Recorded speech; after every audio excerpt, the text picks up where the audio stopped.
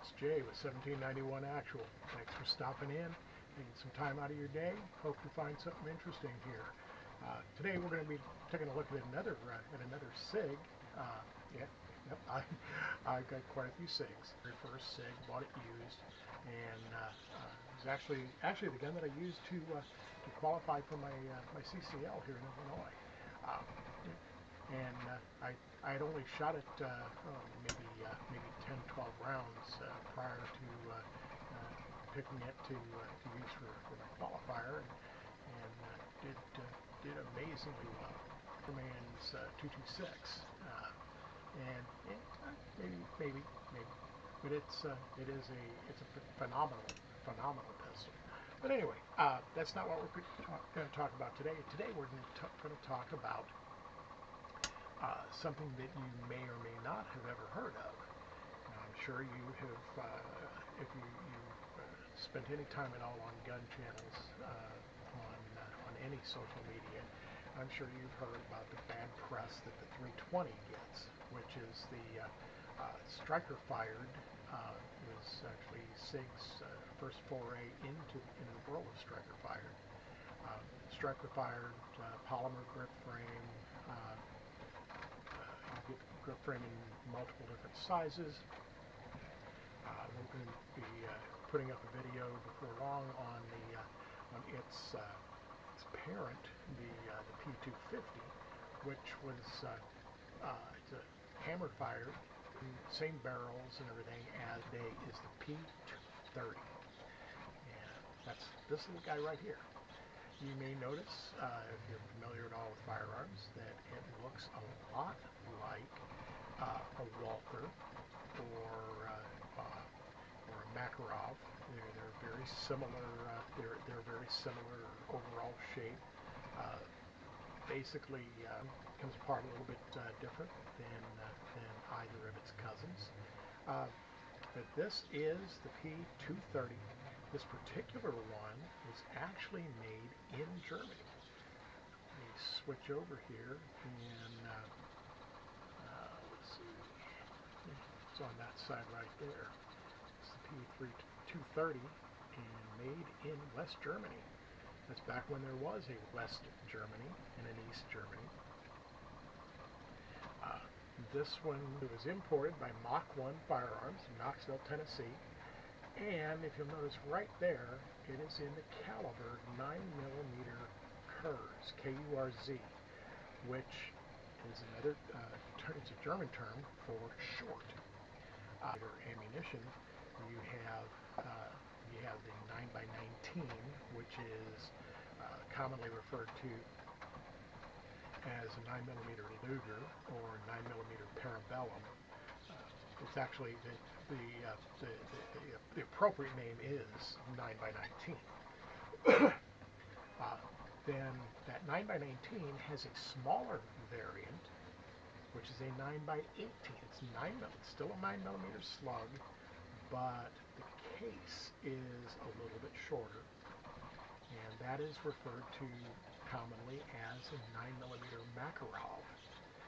It is specific to the Makarov line and Makarov design, and 9x17. Here in the U.S., it's normally referred to as the mm Makarov and 9mm Kurz or 380 ACP.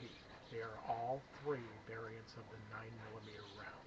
Now, you can also throw in there somewhere, not necessarily in that same class slug. This one is 9mm Kurz, so it's a 380. Fires standard U.S. 380 ACP ammunition. It's what it's designed for. It is probably the 9mm Makarov, the Makarov pistol, or Pistolette Makarova, was designed and was extensively carried for many years as the weapon of choice of what I refer to as the KG used to be. KGB doesn't exist anymore, but some things that I've read says that The Soviet Secret Service still carries the Makarov as a deep concealed carry weapon. Now, I will be doing a video on a Makarov. I got a couple of Makarovs, and I've got one in 380, which is a double stack, kind of an unusual. It's specifically made for imported. The SIG 230 takes a 7-round mag, but it is chambered in the 9x18 or 9mm Makarov. So let's get into a little bit of talking about it. You saw that the mag is empty, and I cannot lock the slide back on this one because the slide only locks. Being a European design, has the heel release for the magazine, so you just kind of reach back and pinch. Free. You see push, but you just hook your finger around the front. Get that in a position where you can actually see what I'm doing. And I hook my finger around the front of the mag, put my thumb on that button, press the magazine up. It's a definite, very positive removal of the magazine. Now, if I rack it, there is no. Notice, this is not a slide release. This is actually a decocker. And we'll talk about that in a minute. But how you release this, either with it empty, as this one is. You know, there's nothing up my sleeve, nothing in the hole, nothing anywhere to be scared about.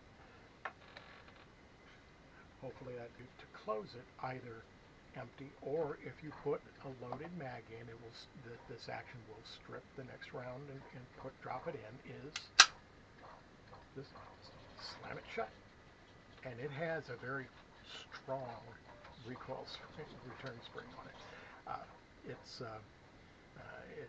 That actually absorbs a lot of the what is commonly referred to in a small pistol as snappiness that you get out of a 380. Absorbs a lot of felt recoil. Now you notice the hammer is back. So this cannot in any way, shape, or form come in contact with. Now, this is not designed really to be cocked manually. Now, even when I release it down, there's that safe zone. And you can throw this down on that hammer all day long, 230. Now, let's talk about a couple of things that are different than the Walther and the Makarov. A couple of things that are different, and something that is very, very much the same. So again, let's get back up here on our upper cam. So on a Makarov and the Walther are the same design. To disassemble it, you pull down. There's a hinge pin right here, and you pull down on the front of the trigger guard and kind of lean it to the side so that it's sitting against the frame in order to take the slide off. Well, SIG, in their wisdom, built this very, very similarly to all other SIGs. There's a lever. Drop this camera in here a little bit closer, make it a little bit easier to work to. Here's that lever I was talking about. If I pull back on the slide and lift on the back up, hopefully you've seen enough grip that you would recognize that there is something conspicuously missing. There's no guide rod. This action all happens around the barrel. Slide it forward. You notice there is a little bit of that spring has gotten a little bit of a bend from the barrel being up in equipment. There's you've got the basic parts. The barrel rather than being tilting away from from the frame like most do when they unlock, this is actually pressed. It's a heated and press fit into the frame. That lends to great accuracy with these little guns. The pocket guns, the mouse guns of nowadays with the tilt barrel mechanism, they're okay. They're okay if that's what you like, but they really aren't. They really aren't all that accurate, and they're not supposed to be. And some people may be able to do that. That's not what they're intended for. These are intended for 20 yards and under. This is for pull it out and protect yourself, mitigate a threat. So, at accuracy, Makarov, this one, yeah, I actually like the way that this shoots better than the Makarov just because of the way that the grip is built. I actually had to customize the grip on my Mac in order to make it more functional for me. But this guy, need a small carry gun for him. So, all that being said, let's turn around here. Let's grab our cleaning rig.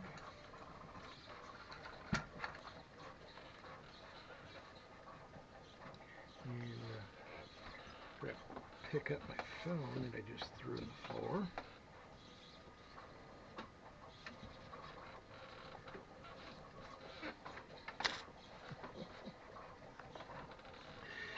Yeah, as you know, I do everything unscripted, unscripted and kind of freewheeling. So we're going to switch back over here to the Akaso cam and get him back up here where y'all can see very well what's going on down here. I've shown you my grits and I lubricate with mineral oil to the extent that I do lubricate, which isn't much. So I've got my nice little bay over here for laying my parts in, and we're going to go ahead and start by grab one of these bore lights, and we'll take a look at that bore. Be pretty clean, cheap, so I brought a bunch of them. Only thing you got to watch out for is in this stand that I made. It's real easy if you punch down on it too hard, you can accidentally turn it on. So I just keep that clip set where it can't go deep enough. But so we're going to take our mineral spirits and we're going to shoot a little spritz down in there, shoot a little spritz back here, lay that to the side. Spritz in there. Not really going to worry about the mag or the recoil spring. Get these on where I can see what I'm doing.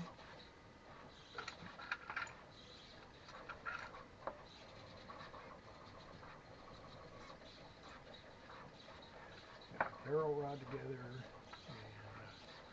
grab a pair of these tongs. We're going to need them right away.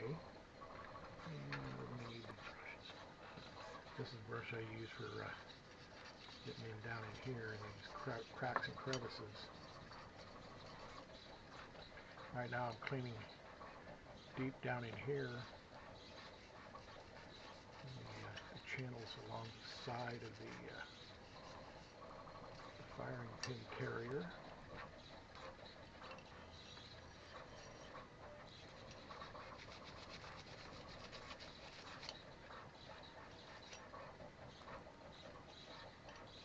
Clean back in here a little bit around the back of the firing pin. You'd be surprised how cruddy that can get.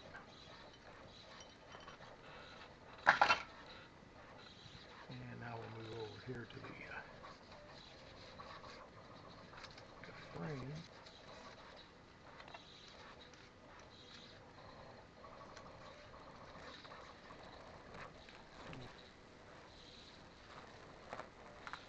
brush.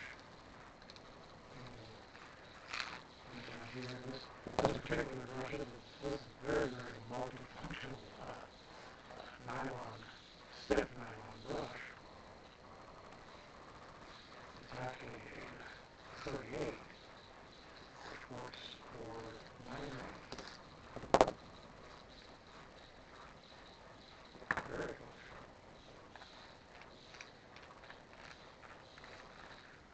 Then we're going to grab our what I use for cleaning patches is just some little roughly 2 by 2 or 2.5 by 2.5 old white cotton t-shirt. Be sure it's all cotton though. You don't want any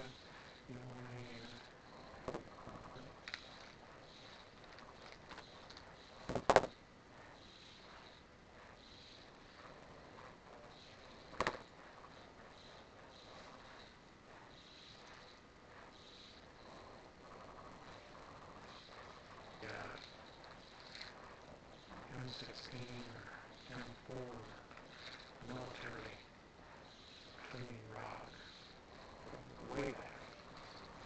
This actually bought it in a junk shop, military goods, military surplus store.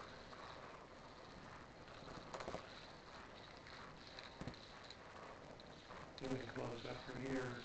The first moved out there to a bit of town out here, I found this great Army Navy store. Unfortunately, they've been closed here, but before they closed, I bought a whole bunch of these cleaning kits. And they do come in handy. So, put our gag away, put our handle away.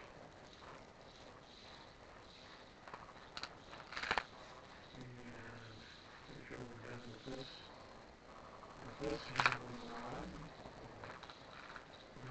drop them back in there.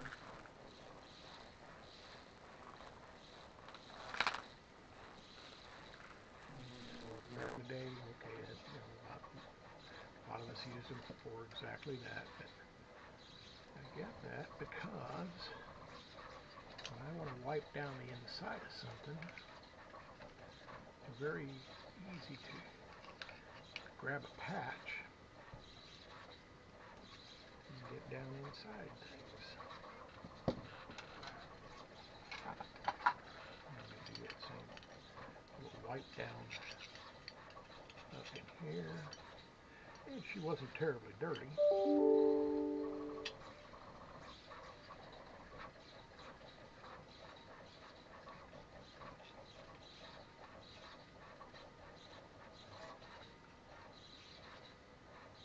Mineral spirits, and the reason for that is I grew up around Hoppies number 9, and a lot of us my age did.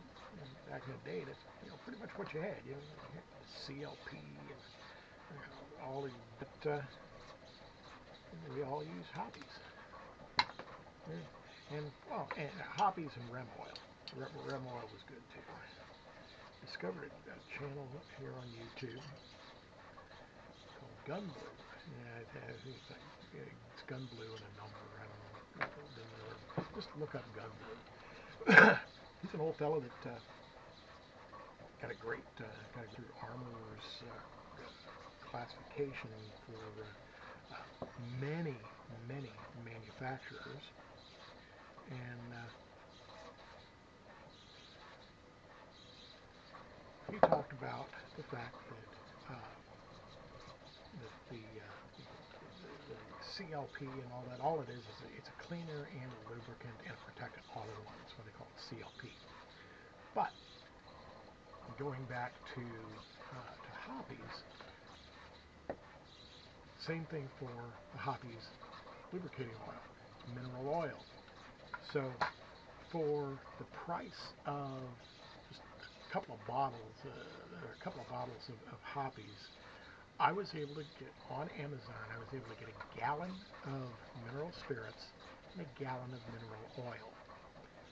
I've been using that for well over a year and barely touched it. Now it's time for this little, and for this guy, he hasn't had a fill in ages. So, now the mineral spirits, just use it for your cleaner. Mineral oil. This is something else I learned from good old Gun Blue. I reference his channel a lot, and maybe you won't know that I even exist. So, and it's okay. I'm not really worried about it. But he talked about not over lubricating, or actually not lubricating your handguns.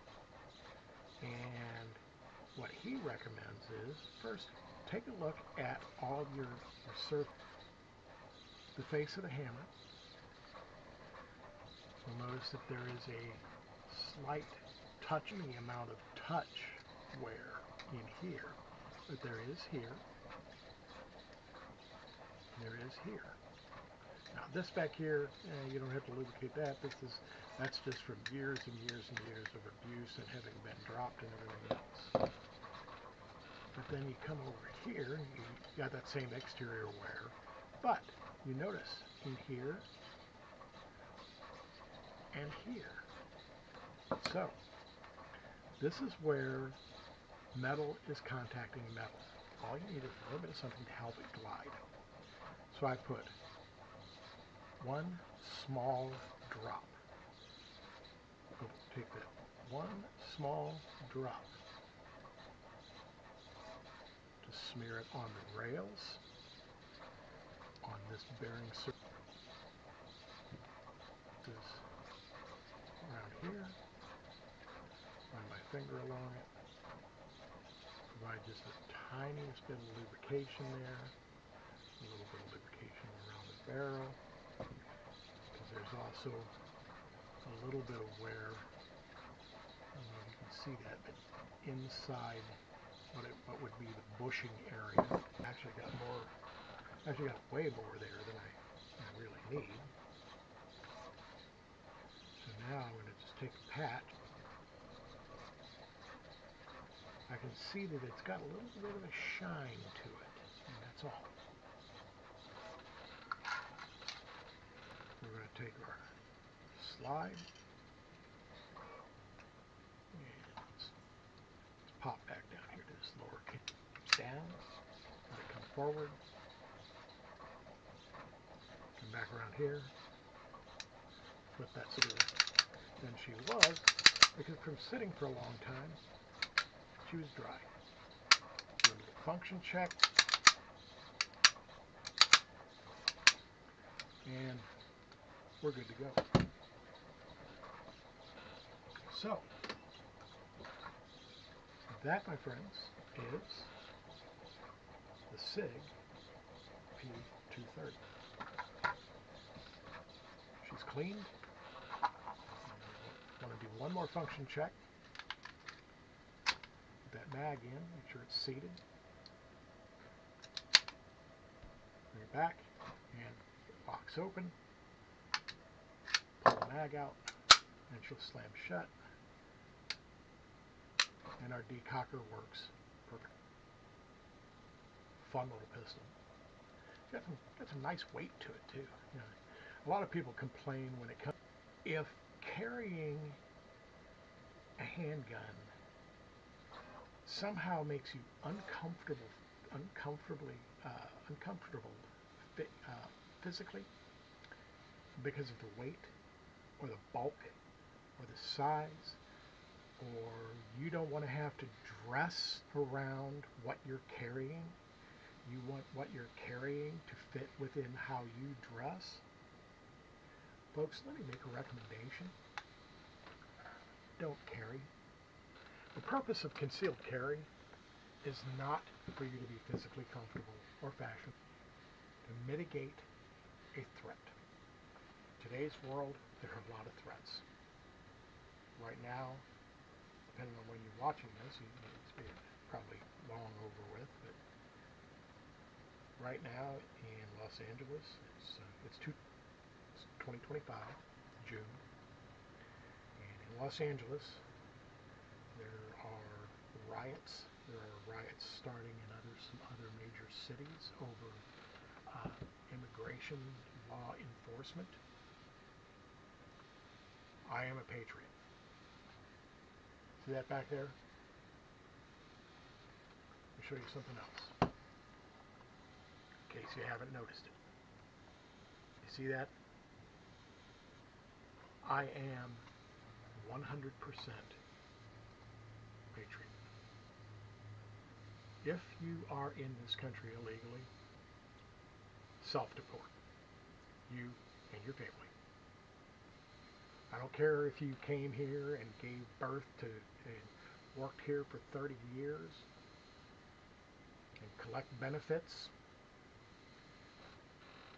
pop out babies. I don't care. If you are here illegally, you and your family need to leave. We are not here to play games with you. You can leave. If you don't like it, off it. Especially these fools in LA that are burning the flag of the country that they say that they want to come to and live in, and waving the flag of the nation that they don't want to live in. If you want to wave the Mexican flag, go to Mexico. Go anywhere you want. Because if you do your research, the United States is the only country that, even though we have immigration laws, doesn't enforce them. You go to any other country and you're there illegally, you're there beyond the term of your visa, and you are at least going to prison. Now, it's time the U.S. starts taking care of our own. If you didn't like that last little bit of a rant, maybe this isn't the channel for you. And that's okay too, because I'm not here to monetize. I'm not here for anything but a little education and a little bit of fun, and show some skills, and maybe sell some stuff every once in a while. You never know. Somebody might decide that they want one of these nifty. Anyway, so God bless. See you on the other side.